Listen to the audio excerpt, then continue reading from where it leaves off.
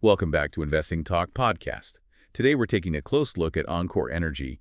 You shared some recent reports and analyses with us, and our mission today is really to unpack what's going on with this uranium extraction company. That's right. We've got operational updates from mid-April 2025, a due diligence report from around the same time, and a general company overview. So quite a few angles to look at here. And what jumps out immediately is this kind of tug of war, it seems. Positive operational news on one side, but some pretty significant headwinds on the other. Let's get into what these sources are telling us. Starting with recent developments, mid-April 2025, there was a sale of New Mexico assets to Verdera Energy. Yes, and tied to that, there's a side letter agreement dated April 4th about Verdera going public. It hints at some strategic maneuvering, maybe streamlining their focus. Streamlining, yeah, that makes sense. Operationally, though, the Alta Mesa ISR plant seems to be really hitting its stride. It does. March 2025 saw a record capture for them, didn't it? About 50,000 pounds of uranium. That's what it says. Most successful month since they started up back in June 2024. A big jump. And what's interesting is that this happened despite some downtime, weather-related power failures, apparently. Right, which makes you think, what could the potential be without those interruptions? Well, it certainly points to the underlying capability of the facility. And they seem serious about boosting extraction. There's this wellfield development program in South Texas. Plans to ramp up to about 30 drill rigs. Across their projects, it looks like they want to accelerate recovery significantly. Tied into that whole increasing demand for nuclear fuel picture, I suppose. It signals they're trying to position themselves to meet that demand, prioritizing production capacity. We also saw some leadership changes recently. Robert Willett is now acting CEO and on the board, but he's still chief legal officer. Correct. And Daniel Calderon got promoted to Director of Texas Operations, overseeing both Rosita and Alta Mesa. And acting CEO who's also the top lawyer. It certainly raises questions about stability, maybe focus. But, given the legal challenges we're about to discuss, his legal background might actually be beneficial. Or a necessity, perhaps. Possibly. Which takes us straight into the market impact and, those legal challenges. We don't have the exact April stock price reaction here, but usually good operational news, like that record capture, that can boost sentiment. Generally, yes. But it's really overshadowed by what the reports call significant legal pressure.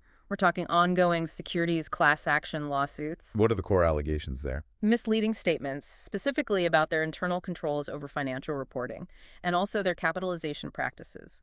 The period in question is March 28th, 2024 to March 2, 2025. Okay, so fairly recent history. And some big law firms are involved. Rosen Law, Gross Law Firm. Yes, they've put out notices encouraging investors from that period to join the suit before the May deadlines. That kind of legal storm, it definitely impacts how investors feel, doesn't it? Yeah. Oh, absolutely. It creates uncertainty, potential financial liabilities down the road, and it can pull management's attention away from, running the business. It definitely weighs on the stock. Let's widen the lens a bit.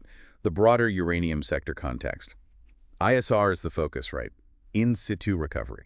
Very much so. It's seen as perhaps a more environmentally friendly way to extract uranium compared to traditional mining, and with nuclear power getting more attention for energy transition. The demand for fuel is rising. It is. And enCore isn't the only one betting on ISR. Competitors are also ramping up drilling activities, so it's becoming a more competitive space. Which means efficiency and regulatory compliance become really key differentiators. Critically important.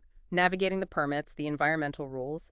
Doing that well gives a company a real edge. It's not just about pulling uranium out of the ground. Okay, so risks versus opportunities for enCore based on this. The big risk has to be those lawsuits, if those allegations are proven. The costs could be substantial, not just financial, but reputational damage, too. And we also saw those operational risks, like the power failures at Alta Mesa, a reminder that things can go wrong. Unforeseen disruptions are always a factor in resource extraction. On the opportunities side, though, if they successfully ramp up production with all those new drill rigs, then they're better placed to fulfill contracts and capitalize on, potentially higher uranium prices. And maybe having Mr. Willett, the lawyer, as acting CEO is an opportunity to navigate the legal stuff and their move to be a U.S. domiciled company. It could be. His expertise might be crucial right now, potentially saving time and money on regulatory and legal fronts. It's an interesting angle. What about sentiment? Social media, investor chatter. The sources don't have direct data, but what's the likely feel? Well, you'd have to guess it's a mix, right? Excitement about the production numbers from Alta Mesa versus serious concern about the lawsuits and the financial reporting issues. It's a balancing act for investors. Definitely. And it's always worth reminding people to be cautious about unverified stuff online. Stick to official filings, trusted news. So boiling down the recent stock drivers, positive operational news, strategic asset sales, pushing up. Versus the heavy pull downwards from the legal challenges and those alleged misstatements about controls. A real push-pull dynamic. Yeah. For the actual real-time stock data, people need to check the usual places, right? Yahoo Finance, Bloomberg, SEC filings. That's where you get the latest numbers and updates. Let's dig into the financials then. As of April 2025, fiscal year 2024 revenue was $58 million. That's a huge jump, 163% year over year. Driven by actually extracting and selling uranium, but no longer-term trend provided, just that one-year comparison. And despite that revenue surge, earnings per share went the wrong way, down to -$0.34 from -$0.18 the year before. Yeah, the reports attribute that to higher exploration costs, about $15 million not capitalized under GAAP, and also $3 million in SOX compliance costs. SOX compliance, costs related to ensuring financial reporting accuracy. That's it. Crucial for public companies, but it adds expense, especially when setting things up or fixing issues. With negative earnings, PE ratio is obviously not applicable. But for context, Cameco is trading around 25 times earnings back in 2023. Something like that. It gives a rough benchmark for a profitable producer. Now, how about debt? Debt to equity looks actually quite low, 6.3%. Yeah, $20.1 million debt versus about $318 million in equity. That does compare pretty well to peers like Uranium Energy Corp, which were maybe closer to 10–15%. So not overly leveraged. But then there's free cash flow. The data is apparently thin, and there's a note about cash runway maybe being less than a year. Based on the current burn rate, that's a potential concern. It suggests they might need to raise more cash sooner rather than later. Definitely something for investors to watch closely. And return on equity is negative, around -19% for FY 2024, reflecting the net losses. Again, peers in development phases often have low ROE, but -19% is still a significant loss. So revenue up, but profitability remains a challenge. That sums it up well. Okay, business and industry factors. Competitive advantage seems to be that ISR tech focus and having two plants running Rosita and Alta Mesa. And they captured, what, over 288,000 pounds of U3O8 in 2024, reported as the highest among U.S. producers for the year. Plus, that joint venture with Boss Energy at Alta Mesa helps share the cost burden. Which is smart, strategically. Reduces their capital outlay. Market position is described as an emerging challenger in the U.S. But, and this seems important, they lack proven reserves under SK 1300 standards. That is important. It means future production isn't guaranteed by large, verified deposits like some major players have. It depends heavily on ongoing exploration success. So, current production lead, but future uncertainty on the reserve front. Precisely. It's a different risk profile compared to established producers with massive proven reserves. The industry trends, though, seem supportive. Rising uranium prices around 80 pounds in contracts mentioned, nuclear policy tailwinds, supply chain localization focus. All positive for domestic U.S. producers like enCore. The macroeconomic environment looks favorable for the sector. Now, management and governance, this is where it gets tricky. The sources mention the recent abrupt departure of the CEO. Yes, right in the middle of these concerns about financial reporting. And no permanent successor named yet, just the acting CEO. That feels like a leadership vacuum, doesn't it? Especially coinciding with disclosures of material weaknesses in internal controls. It's a concerning combination. The weaknesses mentioned include ineffective risk assessment and monitoring activities based on March 2025 disclosures. No insider trading data noted either way. These governance issues, the control weaknesses, the CEO departure, these are pretty significant red flags for investors, you have to say. It casts doubt on the reliability of past financials and raises risk for the future. Valuation and risk analysis next. Price-to-book ratio.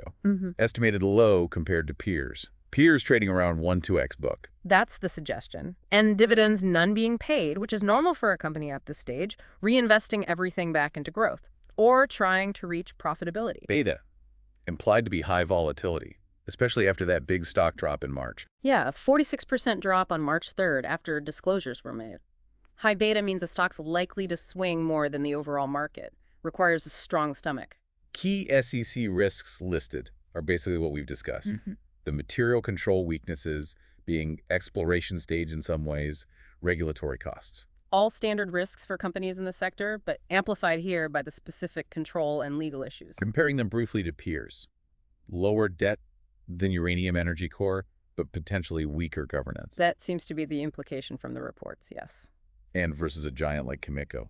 Lacks the scale, lacks the reserves. But the U.S. focus could be a differentiator, especially if import restrictions become a bigger factor. That domestic production angle is enCore's potential niche. Recent catalysts impacting the stock.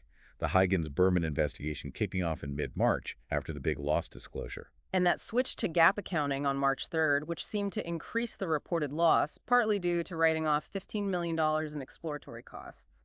Accounting changes can definitely move stocks. Still some data gaps, though. Clear FCF history, insider trading specifics, details on reserve certification. Correct. For those details, you'd need to dig into the 10K filing on the SEC's EDGR database, maybe look at industry group reports, or use paid services like S&P Global. Okay, let's just recap the general picture. enCore Energy, U.S. uranium extractor, ISR focus, aiming for clean nuclear fuel.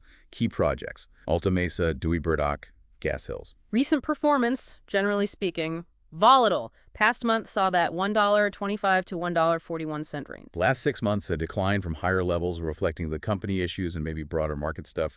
And the one-year picture shows huge swings. That $1.01 to $5.05 range tells a story of volatility. Financial health, in summary. Strong revenue growth in 2024, but losses also grew significantly to over $61 million. Profitability is the challenge. Red flags we've hit on. Financial reporting scrutiny, the lawsuits, the net losses. Big concerns. Strengths. The ISR tech expertise, their position as a leading U.S. producer currently, that potential is still there. Analyst sentiment, interestingly, is still pegged as a strong buy in this overview, with a $4.38 target. But public opinion is likely more nervous. That disconnect between analyst targets and the immediate risks is quite common, but definitely something for investors to weigh carefully. Competitively, their ISR focus and scale in the U.S. are advantages. Innovation there is key. Future outlook. The next earnings report, May 9th, 2025, is flagged as a potential catalyst. Risks remain. Regulations, the legal battles, market swings. So the summary recommendation from this overview source leans towards hold for current investors and cautious monitoring for anyone new. It acknowledges the good parts, but highlights the serious concerns. A very mixed picture indeed. Okay, let's try and synthesize all this. We've got a company with, genuinely promising technology in a sector that has definite tailwinds behind it, nuclear energy's resurgence, production is growing. But, and it's a big but, you have these significant financial losses mounting and very serious legal allegations about how they've reported things. That creates a thick layer of risk and uncertainty. What really stands out is that split, isn't it? The analysts apparently seeing significant upside, perhaps focus on the long-term potential and the sector. While the current reality involves major financial challenges and legal threats that could have, frankly, severe consequences, you have to wonder how those lawsuits will play out. And can they actually turn the operational wins into black ink on the bottom line? And how fast? So the takeaway for our listeners, this really underscores how vital it is to look beyond just the headline operational numbers or the technology story. You have to scrutinize the financials, the governance, the legal situation. Absolutely. enCore is a perfect case study in how multiple, often conflicting factors are always at play with an investment. It's rarely a simple story. We definitely encourage you to do your own further research. Dig into those SEC filings. Keep an eye on updates regarding the lawsuits. What aspect of this complex picture stands out most to you? How does this fit or not fit with your own investment approach? Lots to think about there. Thank you for exploring this complex situation with us today. If you found this analysis helpful, please do subscribe, like, and comment. Your engagement helps us continue these explorations. We look forward to unpacking the next set of sources with you.